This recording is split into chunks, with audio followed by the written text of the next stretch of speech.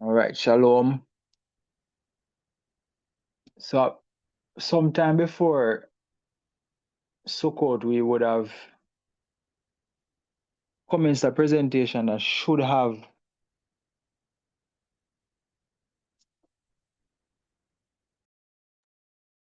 gone into a series of presentations, but the feast was upon us, and so we had to shift gears because the feast we usually go by a theme, and we had to go into the festival.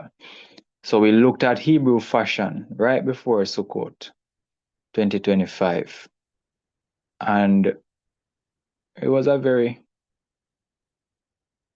revealing presentation as it relates to how the Hebrews dressed in terms of apparel, fashion, type of clothes they wore.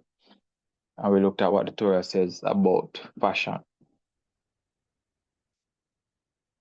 And so tonight we are going to continue that presentation. We're just going to create a playlist on the channel and title it Hebrew Fashion and put these presentations in. It should be 3 presentations. So we already have one up on the channel. We're going to look at tattoos, piercings, and jewelry tonight.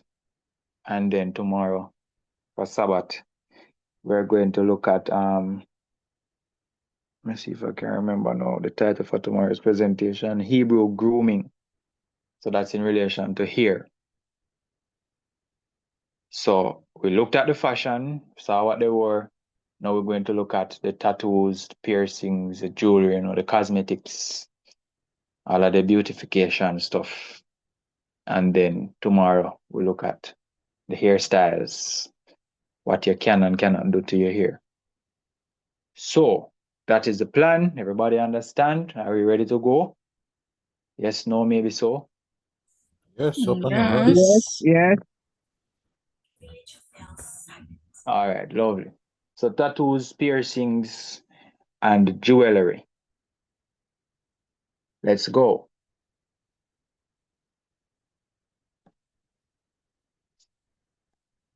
Firstly, we're going to look at tattoos. What does the Bible say about tattoos? I can only give you one verse and then give you 2 other verses and make some linkage. But really and truly, it's only one verse that addresses the issue. From my recollection. It's only one verse that addresses the issue of tattoos. All right? And so we're going to look what it says. It's in the Torah, Leviticus 19, and we take it from verse 26 to 31. We need the context. Verse 26 says, do not eat meat with blood. Do not practice divination or magic. Do not round the corner of your head. Tomorrow we'll look at that. Nor destroy the corner of your beard.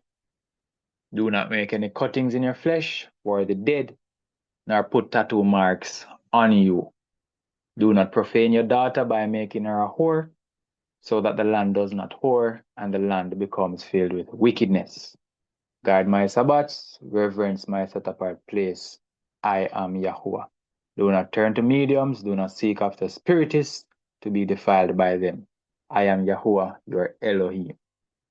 When you read the preceding verses, you realize that Yahweh is giving a set of things, a set of prohibitions that will ensure that Yasharal are set apart. Because it said, be you set apart, for I am set apart. I'm asking you to be holy because I am holy. So these are the things, some of the things that I require you to do that will make you holy, quote unquote, holy, set apart. Now, based on what we've learned, what does it mean to be set apart?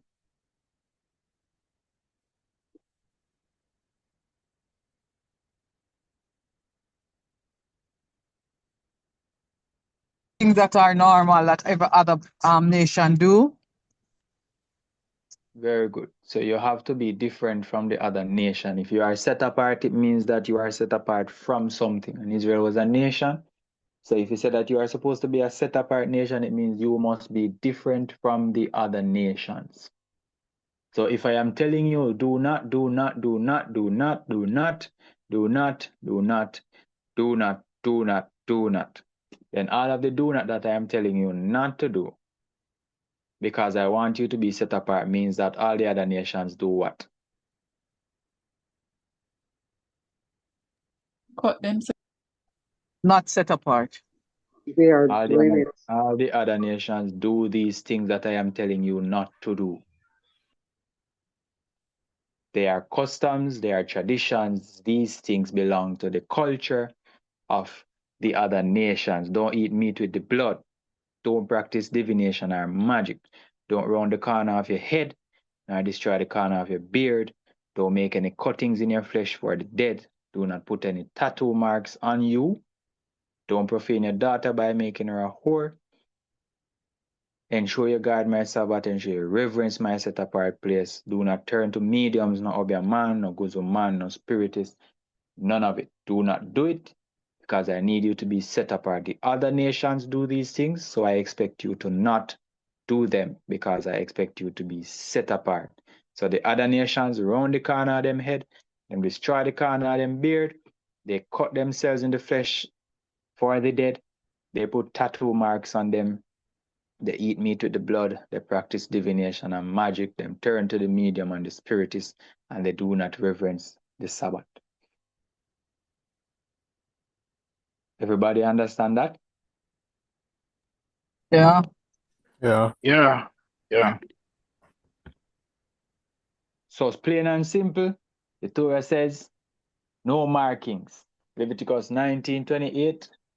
Don't put a tattoo on you. And I have checked all the Hebrew words for this. It's printing on your skin. No tattoo. Some people say it says don't put any tattoo on your skin in respect of the dead, but it does not say that. It says don't make any cuttings in your flesh for the dead, nor put any tattoo marks on you. So unless it's saying the nor also is in reference to doing it for the dead. But I would, as I often say, I would stay on the side of being cautious and just don't bother with the tattoo. Because we see it said don't put the tattoo, so no tattoo. You have Deuteronomy 14, verse 1. You are the children of Yahuwah, your Elohim. Do not cut yourselves, nor shave the front of your head for the dead. This sounds awfully similar to Leviticus 19, right?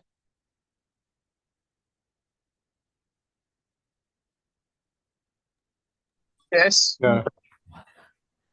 So it's the same thing basically being addressed, but in call less things.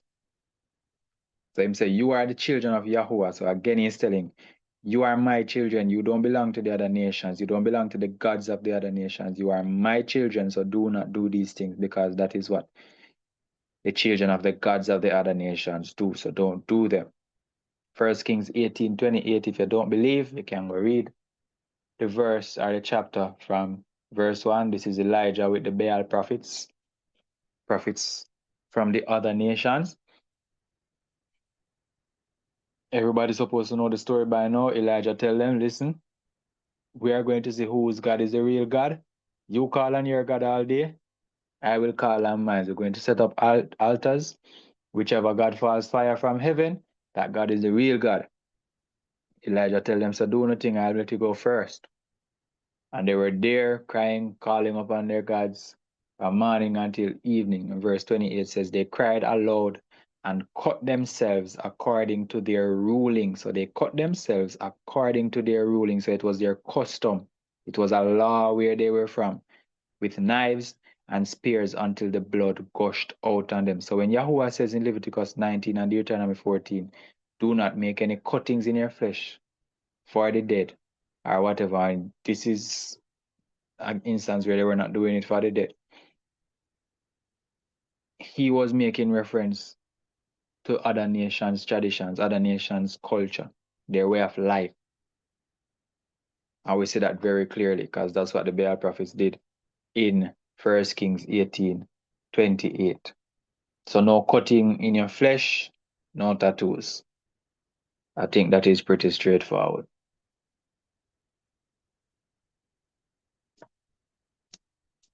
We don't have anything else on tattoos in the scripture. So we move on to piercings. Piercings, tricky one. Persons tend to have very strong personal beliefs as it relates to tattoos and piercings. So it's usually something that persons will tell you not to do it, and you ask them why, and the general answer you'll get is probably them tell you that it's not a good thing or it means something based on the culture. So they tell you that females who have a lot of piercings, it usually signify that they are whores. And persons with tattoo, they say it usually signify that they are troubled mentally or they have depression issues and all these type of things. So persons usually have very strong opinions on these topics, and they usually can't give you any basis in scripture as to why they tell you not to do these things. So I just show you from scripture that tattoos are not permitted. Now we're going to see what it says about piercings without our personal beliefs. So Exodus 21 verse 6, this is the Torah now. The verses before would have said, when a man as a servant, the servant said, I love my master, I wish not to go out when the time comes for him to be freed. He said, I'm not going away because master treat me good, I staying with my master. Yahweh said, this is what the master is supposed to do, as evidence that this man is under my, what you call it now, is under my care. Because persons, when they say servant or slave, when they read, especially the King James they're reading, yes, it says slave, and yes, it's a master. It gives a negative connotation that it's forced labor, and that's not how it was in the Bible. It's more like a type of relationship nowadays where we would have a maid or a gardener or whatever the case may be. So you hire somebody to do something at your house. The difference with these persons is that they stayed there. So you know persons who have maid and them have the maid quarters is that kind of relationship. So it's not forced labor. These persons are paid. So this man love him master because his master treat him good. Master make sure him get him money, him have him food for eat, him have everything when one time master. Had master have Wi-Fi, him get him room with him TV. And him a live free. Him knows if him go by himself, him have to go find all of these things for himself. So why not live at the expense of my master? You have persons who want to go to jail because they get 3 free meal, they don't pay living, they don't pay housing, they don't pay bills, none of this. So then say, I'm go to jail, go stay. Persons who live in cold country when the winter come, they do some kind of foolishness to get locked up and go in jail because they say the jail is warm. So why not? Man say I staying with my master. So Yahweh say, all right, as a sign of his commitment to his master and as a sign of his master being responsible for him, then his master shall bring him before Elohim and shall bring him to the door. Before Elohim, I mean before the judges of the city, shall bring him to the door or the doorpost, and his master shall pierce his ear with an awl. An awl is a piercing instrument. So you use something, juke him in the ears, bore him ears, basically. So the pierce here means to bore or to make a hole. His ear, Hebrew word for ear is ozen, with an awl. The awl is a piercing instrument, so you use it to pierce. And he shall serve him forever. So the two of them are basically in a relationship. It's a covenant. So I don't want to use the word covenant. It's more like a relationship where this person is responsible for the other person and the other person should submit. So it's like a marriage relationship, the master and the servant kind of relationship. One person submits and the other person takes care of the one who submits.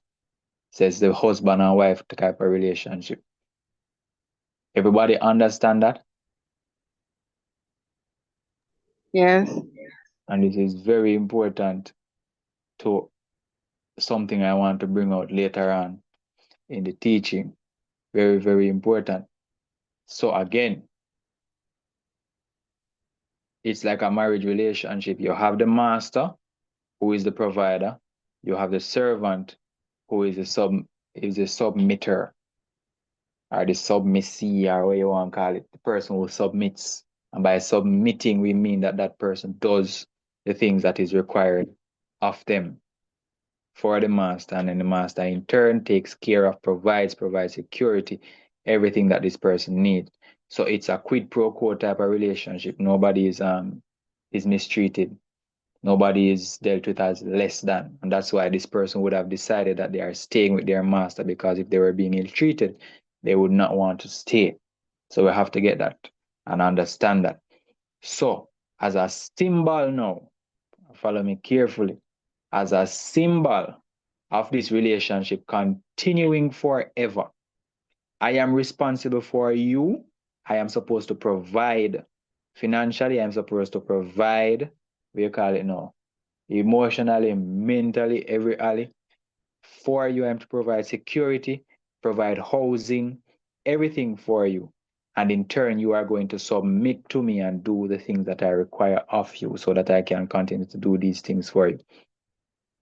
As a symbol of all of that, the master brings the servant before the judges to the doorpost and pierces his ear with an awl.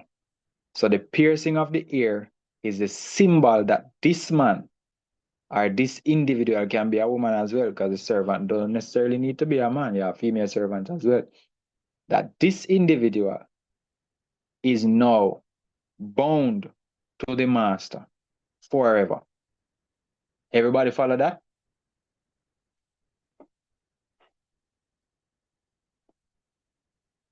No? Yeah. So the piercing is a symbol of the relationship. Deuteronomy 15:17, same thing. Man decide he wants to stay, then you shall take an awl, thrust it through his ear to the door, and he shall be your servant forever. Do the same to your female servant. So the ear piercing, again, in this respect, where you use a awl, the master used the awl, bore your ears, is a sign that I, the master, am responsible for you, and you, the servant, are under the care of I, the master. Exodus 32, verse 2. Aaron said to them, take off the golden earrings, which are in the ears of your wives, your sons, and your daughters, and bring them to me. And if you want, you can go and use your tool. It doesn't actually say earring, it says take off the rings. What let them know that it's earring is because it goes on to say which are in the ears of your wives, your sons, and your daughters. So, the word here is golden rings. Take off the golden rings, which are in the ears. The translator put earrings because the verse specify where these rings were. So the Israelites, under Moses' leadership, when Moses went up to Mount Sinai to get the commandments, the law, decided that they wanted a calf because Moses gone too long. Aaron decided he's going to build a calf. Aaron said, I am going to get the gold that I need to build this calf from these people. So Aaron said, take off your earring from your wife, your son, and your daughter. So man, woman, and pikin have an earring. I think this is pretty straightforward.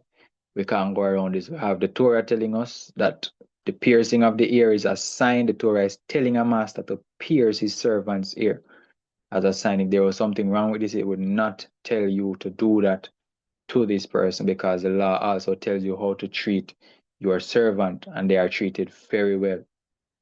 And they are expected as well to keep the law. So if the law prohibited piercing of the ears, then it could not tell you to pierce the ear of your servant, when the same law requires your servant to rest on the Sabbath, to present themselves at the holy days, the feast days, and all of these things.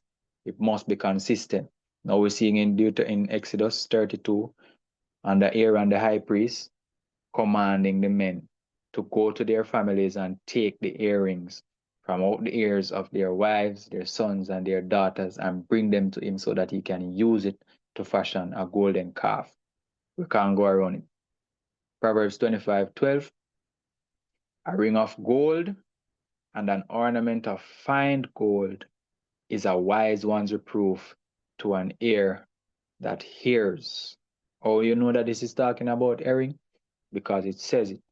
So even though it just say a ring of gold or an ornament of fine gold, it's saying is a wise one's reproof to an ear that hears. So a man who listens to correction, the wise man is saying that his ears are like a ear with a ring of gold in it. It's a pretty ear is that.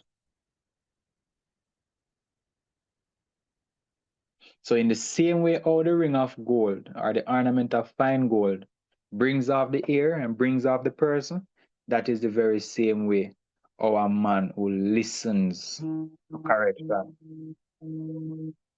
It's the same way how a man who listens to correction gets how his ear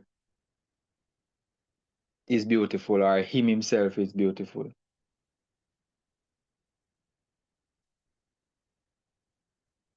Jewelry.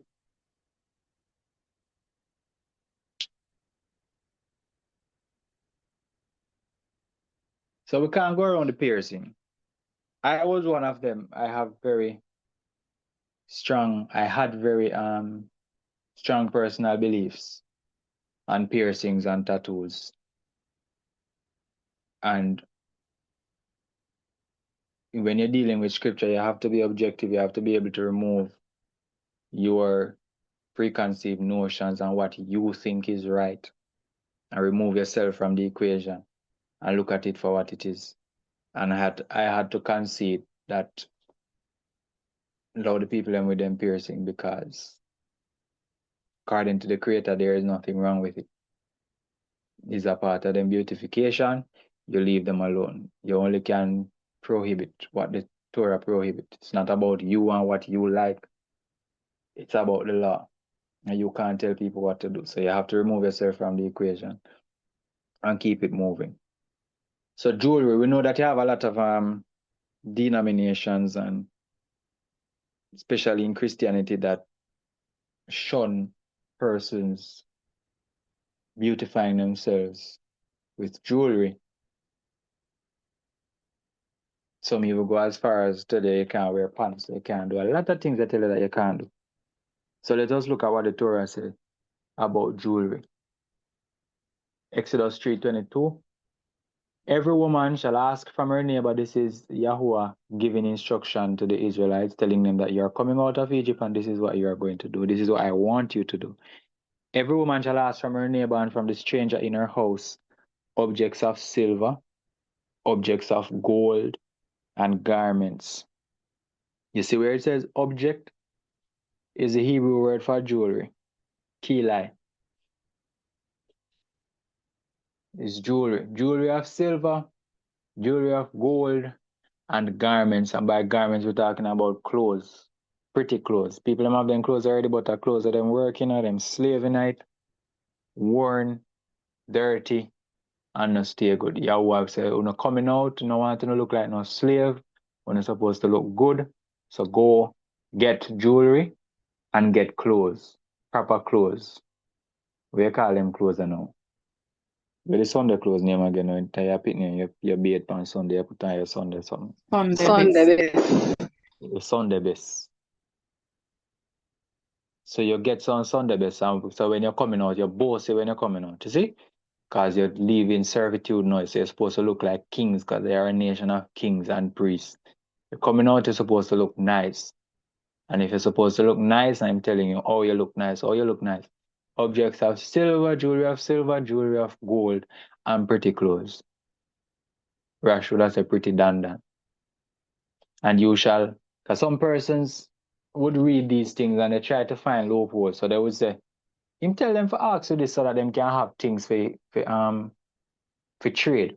Because they're coming out and they don't have any resources, they're going to pass through nations, they're going to have to buy this and buy that. So probably them need the silver and the gold for trade and the clothes.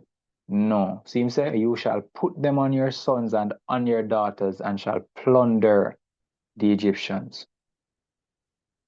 Put them on. When you take them, put them on. Put on the jewelry. Whatever jewelry you get, we won't see type of jewelry where them did use. whatever jewelry it is, put it on. Whatever clothes you get, put it on. If you get a nice slippers, put it on. If you get Gucci, put it on. Whatever you get, you put it on and keep it moving. Just make sure say you look good when you're coming out. And make sure say then get your size. So when you put it on, you're bossy and you're coming out. Exodus 11 verse 2, him said again, speak now in the hearing of the people. Let every man ask from his neighbor, every woman from her neighbor, jewelry of silver and jewelry of gold. Song of Solomon 1 verse 10, your cheeks are pretty with ornaments and your neck with strings of beads. So the jewelry no must make from gold alone or precious metal. Then wear a bead chain to see the string, your neck with strings of beads. So if you have your bead chain and your bead chain both here, wear your bead chain. Wear your bead chain and you're nice and you're gone. As long as you don't have on no pendant with none of them demonic symbols and none of them foolishness, you wear your chain, you wear your jewelry. You just be careful when you're buying your jewelry. So ensure it doesn't have any of those, what you call it. As I said, any of those demonic symbols. Anything that can pass off as idolatry. Numbers 31. This we can't go wrong at all. So we have brought an offering for Yahweh. And we know already that if something is forbidden, something is unclean, something is considered unsacred, it cannot be anywhere near the temple. It cannot be offered to Yahweh. Yahweh don't accept unclean offerings. So Numbers 31, 50 to 52, we have brought an offering for Yahweh, what every man found. Objects of gold, and look at the objects of gold that them find now. Armlets, bracelets, signet rings, earrings, necklaces, to make atonement for ourselves before Yahweh. Could something forbidden be used to make atonement for you in Israel?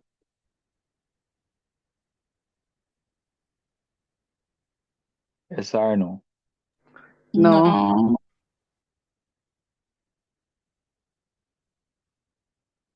And so Moses and Eleazar, the priest, received the gold from them, so him around them.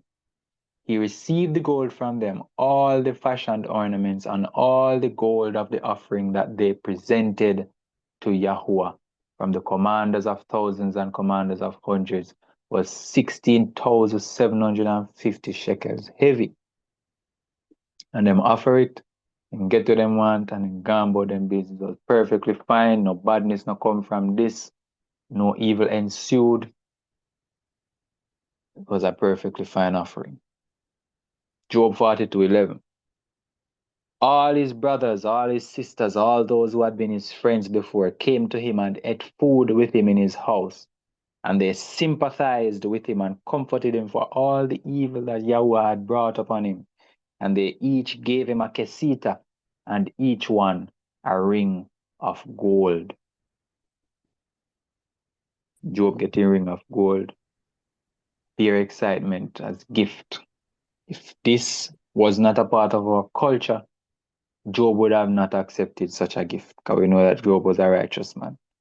If it wasn't a part of the culture, they could not have offered it to him, and they would have known better not to bring that to him.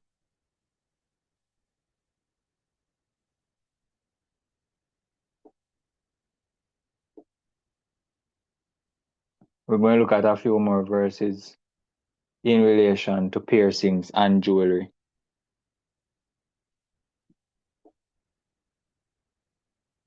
First one, Genesis 24.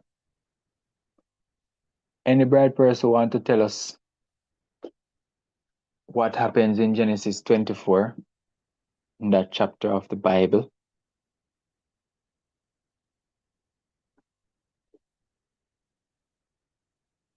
That's when that's the time when a wife was seek for Ishmael. Very No, good. not Ishmael. Isaac. Isaac. Very good. When they send the servant. 'em. Yeah, so this is the chapter. 24. when Abraham sent Eliezer. Very good. Thank you for reminding me. Eliezer. I got it mixed up with Eleazar. That is the one we just read about under the priest in Aaron's time. Eliezer, that's Abraham's servant, was sent to get a wife for Isaac. And if you are sent to go and get a wife, what kind of mission is that you are being sent on?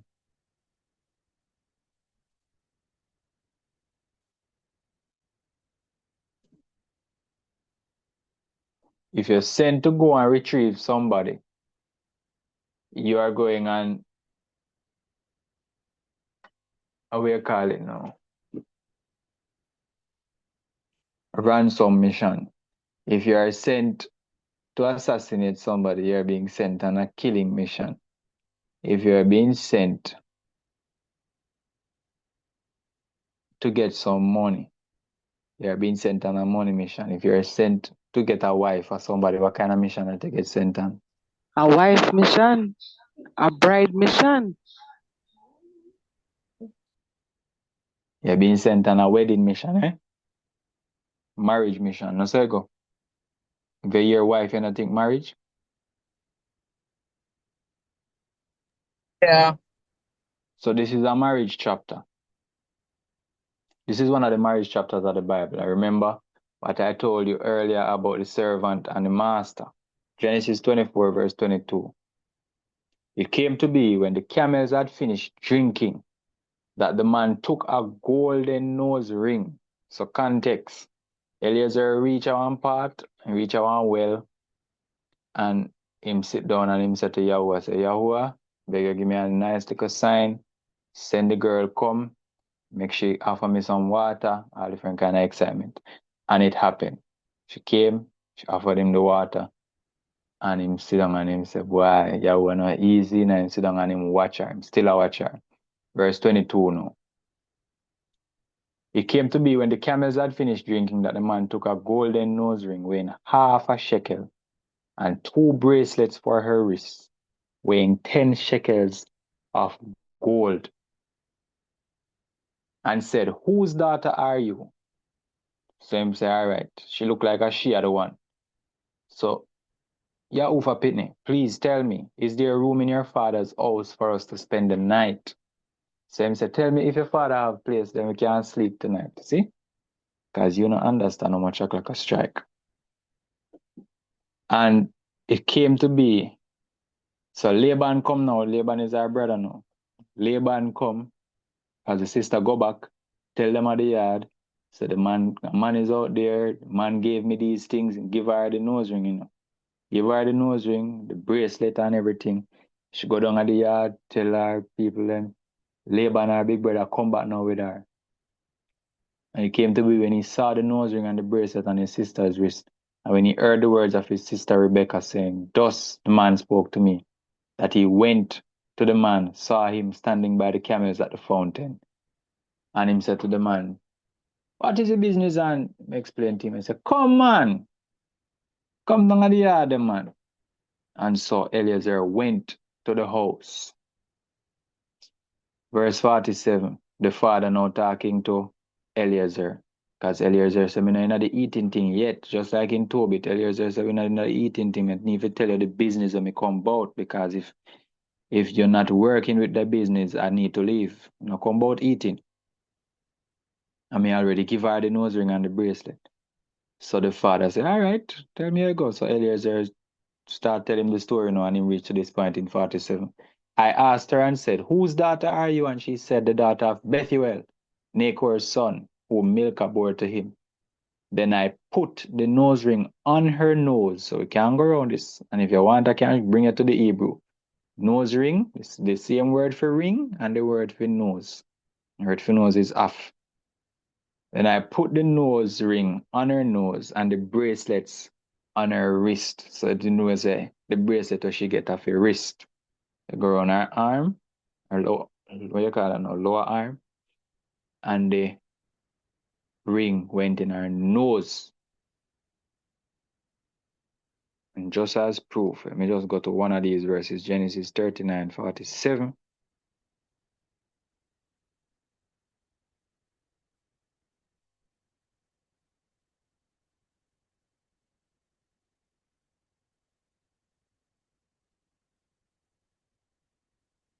39.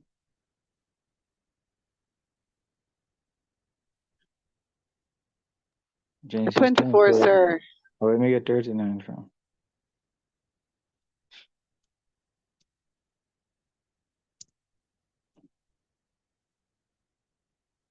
All right. And I asked her and said, whose daughter are you? She said, the daughter of Bethuel. And I put the earring. So you see them say the earring. This word is ring. Nezem mean ring. I put the ring upon her off. Off his nose, not face. It's upon her face, but his nose. Off his nose. Let me show you. And this word nezem is ring. And the bracelets upon her hands. Yad. Yad is the word for hand. Off. See it here? Off. Nose, nostril, angry, because you know your nose scringe up when you get angry. So it's nose. Sometimes it can mean face. Same thing, nose, face. So I put the nose ring upon her face, upon her nose, the ring. See it here? Nezem, jewel, earring. Ring, nose ring, earring. Nose ring, woman's ornament. Earring, ornament of men or women. So you're going to realize that the nose ring is only used in reference to females, but earring is used in reference to men and women. We have to just work with what we see, the examples that we are giving, because you don't have any law that says man can't wear this and woman can't wear that or whatever. You just realize that every instance where nose ring is mentioned specifically, it's in relation to a female, but earring is used for both men and women. So, as I said, that is dealing with nose ring specifically, because I put the nose ring, I put the ring on her nose, and the bracelets on her wrist. It continues. And I bowed my head and worshipped Yahweh and said, Yahweh, Elohim of my master Abraham, would let me in the true way to take the daughter of my master's brother for his son. And the servant brought out, watch it now, jump to 43, because them say, all right. The man said, take her and go on with her, make her the wife of your boy, Isaac.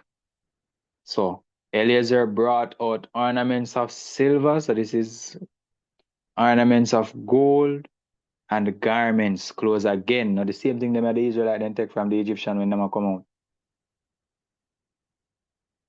Or a lie me I tell. Yeah. Same thing.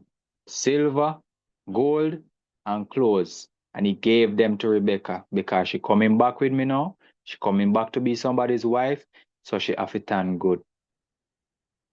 Marital relationship. These things.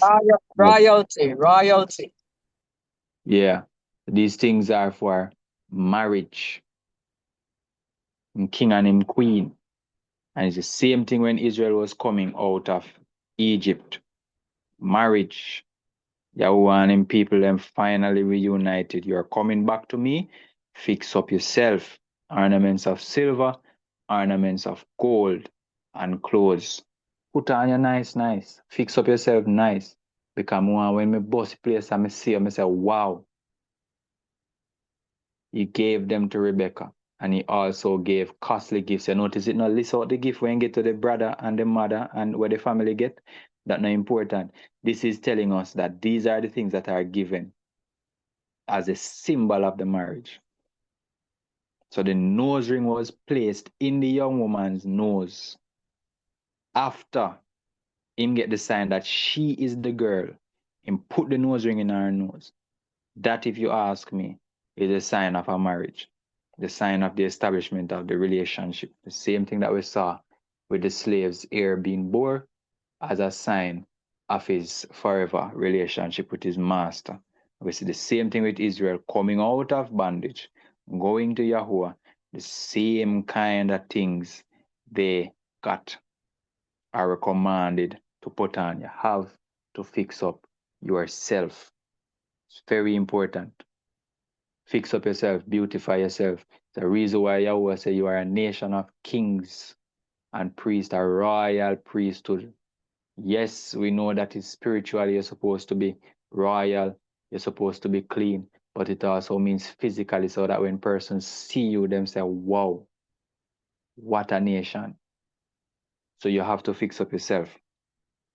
So we're not dealing with our opinion and our feelings and what church say and what pastor say.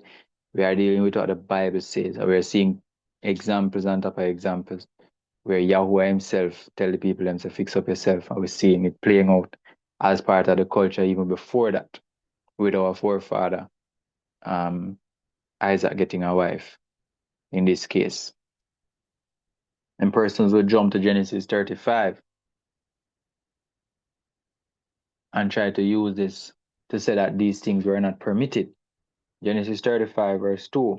Jacob said to his household and to all who were with him, put away the foreign mighty ones, put away your gods that are among you, cleanse yourselves and change your garments. Them say, cleanse yourselves, change your garments. So they gave Jacob all the foreign mighty ones which were in their hands, and all their earrings which were in their ears. And Jacob hid them under the terebinth tree, which was near Shechem. And a lot of persons would jump for this verse and say, see, this is why you don't wear these things. This is an isolated verse and an isolated case. We don't know the reason why they would have removed the earrings. Maybe those earrings had some form of symbolism as it relates to those gods. We don't know. But he told them. Or probably they might worship the jewelry and make them take them off candidates. So there's a lot of things, a lot of possibilities. He also told them to cleanse themselves. It could just be that what we are going to do, because they would have created an altar. Because he said in verse 3 that I am going up to this place to offer to Yahweh. So it could be that him just to listen. No one on the heap of fandangos, them, just come as you are. Take out all of them something and change no clothes, just like when Yahweh was coming down on Mount Sinai and he gave very specific instructions as to what they were supposed to do. He said, tell the people them say clean themselves. No man must come unto his wife. Does it mean that coming unto your wife is a sin otherwise? No. Yahweh just say, I am coming and I need you to be pristine. So no man go to his wife in the next 3 days. Everybody must make sure say them bathe and do this and do that and do this and do that and make sure say the place stand good when we come. Does not mean that because them take it out of them ears here, so means that you're not supposed to wear it. You can't isolate a one verse and make it seemingly say what you want it to say. It doesn't work like that. So we don't know the case here, and we are left to speculate. And once you go into speculation, you know, I am going to leave the chat because I don't do the speculation when it comes on to scripture. Once you start speculating, you start to put in your own opinion. All right. Hosea 2. Sorry. It can also be a case where in which these persons were adorned with these things by someone else, and they're going into something new now.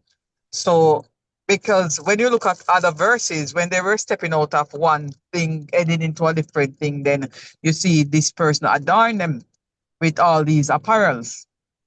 The Rebecca, her nose was pierced. That's why they could have put their nose ring in her nose.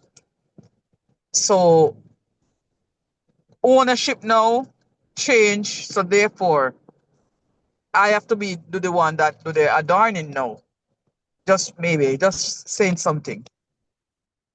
Yeah, that's an interesting take. Very plausible as well. Because him telling them to change their garments, it's seemingly like you're shedding. You need to take off what you have on now, because it's a symbol of where we're coming from. Because they were just coming out of Laban's house. To provide more context for that verse. They were just coming out of Laban's house. And you know the story with Jacob. Jacob in Laban's house worked 14 years for Leah and Rachel. And he's leaving now. And Laban had chased them. Laban said, you're left with me things. You robbed me, basically, is what Laban said. You robbed me. You robbed me of my daughters and you robbed me of my possession. And so this could be a case where Jacob is saying, we don't want any symbol of that. So that's where all of them there. We're going to do our thing from scratch. So very good, an interesting tip. So as I said, it doesn't clearly state And we're not going to isolate the one verse and use that to teach an entire doctrine. It's not our style. Hosea 2, verse 13. Yahweh says, I shall punish her for the days of the Baals to which she burned incense and adorned herself with rings and jewelry and went after her lovers and forgot me, declares Yahweh. So this is another one that persons would pull on. Very weak verse as well. All Yahweh is simply saying here, the reason why she put on all of these things was so that she could attract her lovers. And that's a wrong reason to be adorning yourself. Because that is whoredom. It doesn't mean because you put on the nose ring and your jewelry, your fancy chain, your, what you call it, your anklet, because we know the females on the anklet and all of the excitement. It doesn't mean that because one woman does it to go to back road means that if another woman does it, it is wrong. It's the usage, purpose, why you do it. So it's not the act itself, but the intent behind it. So this woman in particular, she adorned herself to pursue her lovers, to attract her, to allure, to seduce her lovers, and forgot Yahweh. So Yahweh said, I will punish you, not because of your rings, but because you're chasing after your lovers. So again, that's another weak verse. This is only more evidence that the people from the culture, they had their rings and their jewelry. It was a part of their culture. Judith 10, verse 4. Very good story, one that we need to go through one of these days. Have too much chapters, and a lot of the I think about the first 9 chapters of the book, you're not even introduced to Judith. Judith is not mentioned until about chapter 10 or chapter 9. You're reading and reading and reading, and you can't find Judith and the book is titled after her. You have to find a way to condense it so I can present it in a presentation. Or we just read it Sabbath morning and done. But anyways, Judith, a very good story. A faithful woman. This one verse will make it seem as if she was a whore, but you have to get the context. And we're not looking at the story tonight, so we're not going to read it for context. If you want the context, you can go and read the story yourself. It's a short book, so you can take some time and read it. But anyways, so Judith took sandals upon her feet. She put about her bracelet, so she put on her bracelet, she put on her chain, and her rings, and her earrings, and all her ornaments. So she bazzle. What the female them say now? Bazzle a man term, what the female them say. And she decked herself bravely to allure the eyes of all men that should see her. So she was going on a mission to save her people, the tribe of Yehuda in captivity. And this was a part of her plan. She decked herself nice and neat. And all these are all the things that she put on to go about her business, to allure the eyes of all men that should see her. So she wear her nice. Clearly she had them because she take them and she put them on. So she did own them, don't? We don't say she got borrow nothing from nobody. A fear things that me say she take up. So she owned these. Exodus 35, another strong one. Everyone whose heart lifted him up in verse 21, and everyone whose spirit moved him came. Everybody come. And they brought the contribution to Yahuwah for the work of the tent of appointment. And this is why I tell you, we have no business collecting tithes and offering. Tithes and offering are prescribed items. Each offering have a prescribed item and a prescribed numerical value. There's a numeric sequence to the offerings. You have to offer one this for that purpose. You have to offer two of this for that purpose. We never say money yet. Same for the tithes. It's a very specific offering. So we don't collect those things because we are not priests. We don't have a temple for them to be offered in. If you're collecting something, you have to call it this contribution, and that goes towards the running of the physical building. the assembly itself. That's the most you can do. Collect contribution. Who want get and who no want give, so you go, because see it here, sir? The man whose heart lifted him up and everyone whose spirit moved him. And you if you preach, and when the bag come and you're looking at the bag, the money to look a bit, and so you send it back down and preach verse over it and say, Yahweh say you must give. No. The people their heart supposed to move them. If their heart no move them, then dog them supposed so it go. You work with it. Anyways, they brought the contribution to Yahuwah for the work of the tent of appointment, for the work of Yahuwah's tent. This is where the Ark of the Covenant was. This is where Yahuwah dwelt in Israel. And for all its service and for the set apart garments. So the people are going to build the tent of appointment now. They are going to furnish the tent of appointment. And everything that was in the tent of appointment came from contribution of the people. Look what the people contributing now. They came, both men and women, man and woman, male and female. Everyone whose heart moved them, and they brought earrings, nose ring, necklace, all golden goods, even everyone who made a wave offering of gold to Yahuwah. If it was not a part of the culture to wear nose ring, earring, necklace, gold, jewelry, these things could not be offered to go as furniture, or to melt down to make furniture for the tent of appointment. If these were unsacred and unsavory items, it could not. It's just the reality.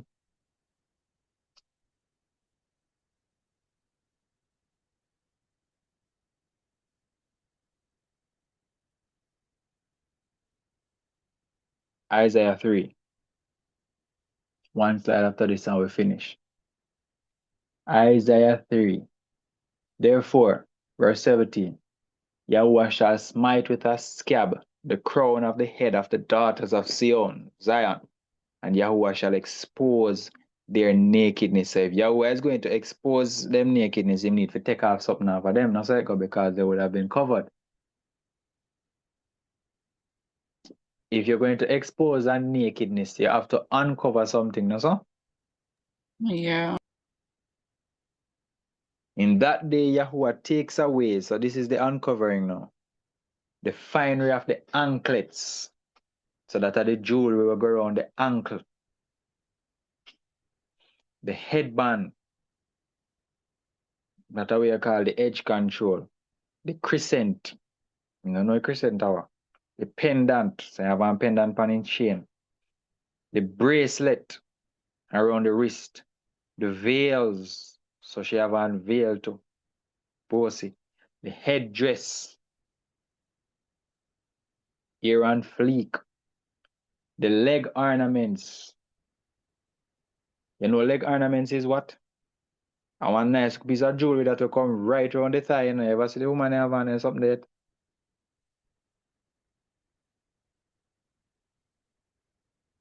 The sashes,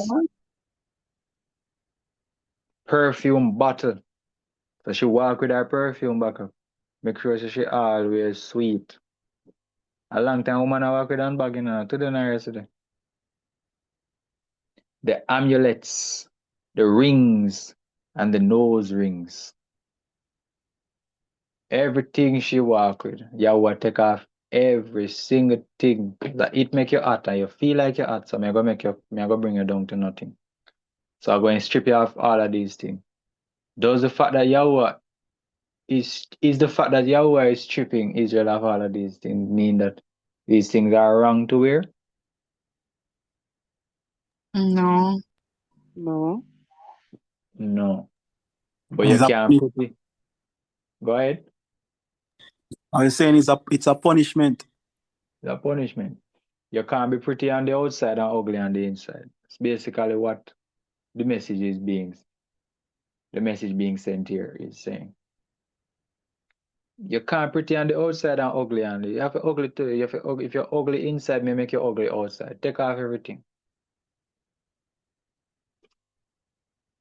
We not do pretty dance. And if there is anybody who believes that Isaiah 3 is supporting verse for not wearing your jewelry and your piercing, then how about the prophet Ezekiel in chapter 16, when Yahuwah is actually putting on clothes now on Israel? So this time him not strip her. So him strip her in Isaiah. And then in Ezekiel now him sorry back for her, and she see herself and she return and him say, all right, I'm going to put on the back your clothes. I'm going to make sure so you're nice now. So let us say that in Isaiah's case, he was removing the things that he didn't want on her. Then we can safely say in Ezekiel's case that he's putting the things that he wants on her, right? That would be fair, no sir? Yeah. Yeah. And again, this is a marriage relationship. We can't go around that. Most of these cases where we're seeing these jewelry and all these things are marriage relationship. Marriage. I mean, I put the man them in a no problem, but when you're taking the people them gal picking, make sure so you can buy the jewelry to give it to them. And we don't use ring on finger because we know where that tradition come from. We look at all of that already in the marriage presentations. But the giving of jewelry has basis or has foundation in our culture. So we can at least give a little something, you know? And the family is supposed to get a little something, a little spruce up, so the daddy can get a little watch. All of them look niceness there. Where the watch near everybody are crazy over now. Cartier. Can give the father a little Cartier watch, a little Rolex. A little nice. So I may want whole heap of data. Anyways. Ezekiel 16, Yahuwah addressing his bride. I adorned you with ornaments. I put bracelets on your wrist. So she get her bracelet. I put a chain on your neck. So she get her chain. I put a ring on your nose. And you notice he's being very specific. He might tell you a body part and put something them pan. Me like it. I put a ring in your nose. I put earrings in your ears. And a crown of adorning on your head. Thus you were adorned with silver and with gold, and your dress, so we see the silver and the gold again, and your dress, which would be the garment, was of fine linen, silk, and embroidered cloth. You ate fine flour and honey and oil, and you were exceedingly beautiful, and let me say it to your creator. And you became fit for royalty because I adorned you with all of these things. Now you feel like my bride. Now you look like you can marry me.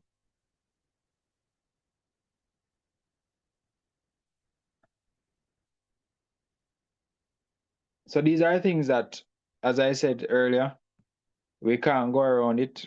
We have to accept the things that we see for what they are, regardless of our personal belief. As I said, I, for one, especially where the nose ring is concerned, I had very, very, very strong opinions where that is concerned. And I am being, what do you call it now? Tactful with my words when I say I had very strong opinions. I hated nose rings. I had never talked to a female who had a nose ring. But when you get information, when you see the word, when you're dealing with the Torah, and you claim to be a Bible man, then when you see these things, you have to put aside your personal beliefs and present the facts as they are and not as you would like them to be. And so, tattoos, no. Piercings, nose and ears. Jewelry, wear them as long as they pay no respect, they pay no homage, and they give no worship to anybody other than Yahuwah, the creator of the heavens and the earth. But most importantly, ensure that your outward appearance is, at the very least, as beautiful as your inward. It should never be more beautiful than your inward. Beautiful on the inside, beautiful on the outside. Royalty on the inside, royalty on the outside. That is the end of the presentation. Questions, comments, concerns, loud outburst.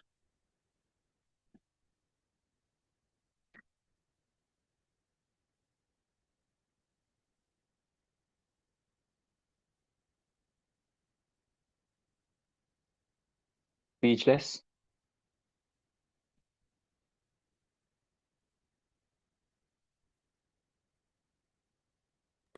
Can I ask a question different from Go the ahead. tattoos and piercing and jewelry? I was gonna ask about like the makeup. Would you say that's according to God, or is that according to like the fallen angels, what they have taught, man? All right, so what we don't want to do is a very good question you asked. And again, based on personal beliefs, I'm inclined to tell you that women should not wear makeup. But again, that is my personal belief. Objective reasoning of the scripture would play out something like this. So yes, we see where the fallen angels came and taught the woman the face painting and the mixing of the colors and the dyes and all of these things. But we know that the fallen angels also came and taught mankind music, how to play instrument, how to do all of these things. They came and they showed them tools for building, tools for farming, tools for all different kind of things, what we would now call modernization or technology, invention, innovation. And the reality is that music was a part of Israel's culture. We saw King David just by virtue of the Psalms. The Psalm is a book of songs, like literally. Moses wrote songs. We saw Miriam playing timbrel after they came across the Red Sea. So music has been a part of our culture. So we can't use the fact that because fallen angels came and taught this thing means that it was wrong. And it's the same thing from the Garden of Eden. I tell you not to eat of the tree doesn't mean that the tree is a bad tree. It is something that I do not want you to know at this moment. Everything is to be done in its time. And so I don't believe that it would be fair for me to say that you can't use makeup based off that one verse, because it could be a case where it was just something that mankind shouldn't have known at that time. And so we don't have enough to say you can't. But on the other hand, we can look at the products that are used to make these things and show the females that it's harmful to their skin. And not only that, but, and again, we're going into my personal beliefs, but personally, the term itself, I believe, is an indictment on Yahuwah. Is mankind basically saying that Yahuwah did not create you perfect enough, so I need to make up for my imperfections. I hate the term, but as I said, that's my personal belief. So Okay. scripturally, huh? I was gonna push back a bit and ask you about the when Reuben was talking to his sons and he was saying that women put these on to lure men, and you should tell your daughters not to put these things on because it like carry their hearts away, something like that. I don't remember exactly the word, but something. But it was a point what I heard Reuben said, and I was like, whoa. Yeah, so Reuben said a lot of things because Reuben again had strong we call, I think he would have put strong prohibitions on himself because of what he would have done and how he was seduced, how he was drawn into a woman. And the fact of the matter is that he can't put that on the female because he was just wrong.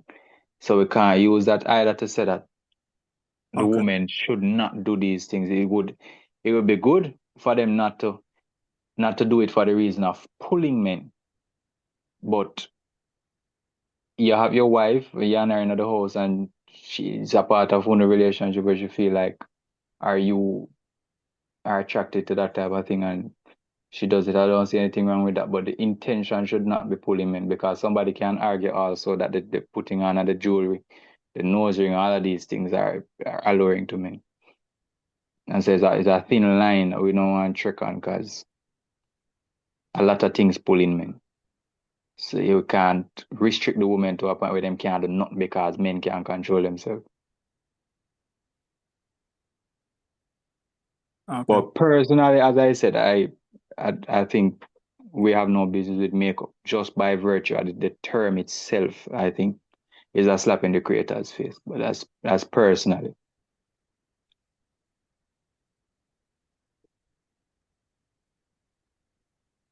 Okay, that's it.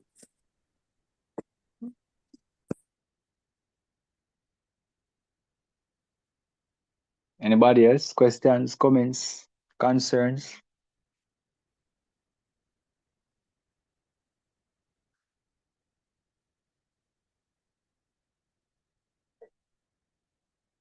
All right, Yes, one nothing. question. Mhm. Could men wear them nose as well?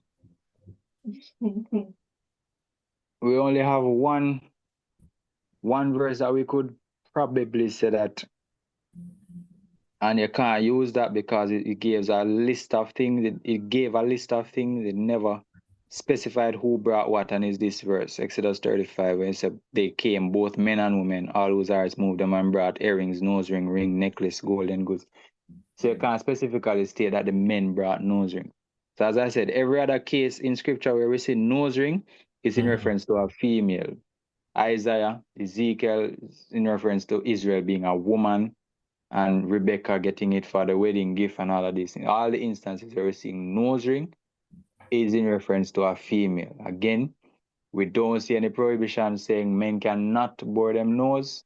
But for me personally, you know my stance already when you come on to the Torah, where something is not clear, you don't do it. If it is not clear enough, you don't do it. But if somebody do it and they are here, I have no grounds to tell them that it is wrong, because we don't see the Torah say man must not. You know, we see it clearly say a woman should not put on what pertains to a man or whatever. And we see all of those things very clear. In this Yeah. case, I can't say definitively, but the examples that we see are that women wore this. And so I would caution a man against it. All right, cool.